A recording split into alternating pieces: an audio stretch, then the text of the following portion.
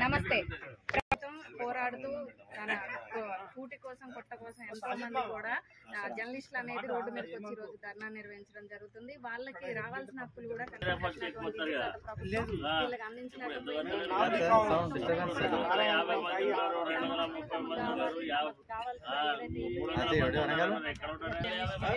నమస్తే అండి, చెప్పండి సార్. అంటే అసలు జర్నలిస్ట్ చాలా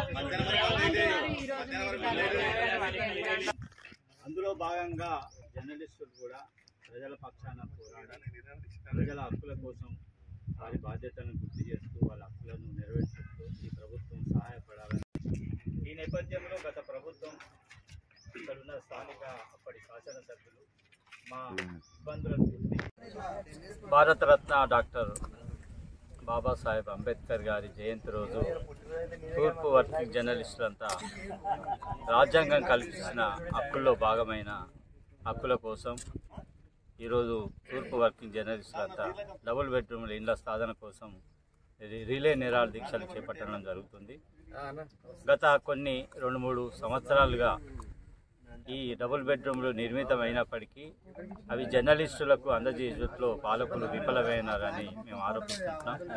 అంతేకాదు ఈ డబుల్ బెడ్రూమ్ జర్నలిస్టుల కోసం ఇస్తున్నట్లు ప్రారంభోత్సవం చేసినప్పటికీ వారికి అలాట్మెంట్ చేయట్లో నిర్లక్ష్యం కారణంగా ఇప్పటి వరకు అవి అందని పరిస్థితి ఉంటున్నది.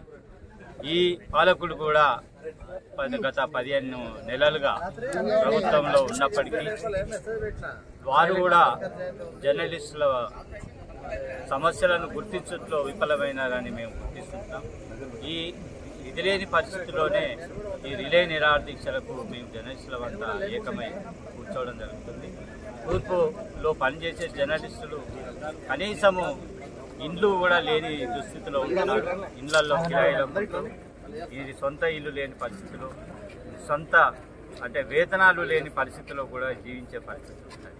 కాబట్టి ఇప్పటికైనా పాలకులు మా సమస్యలను గుర్తించి డబుల్ బెడ్రూమ్లు ఇచ్చి వాళ్ళ చిత్తశుద్ధిని కనపరుచుకోవాలని మేము విజ్ఞప్తి చేస్తున్నాం. Thank you.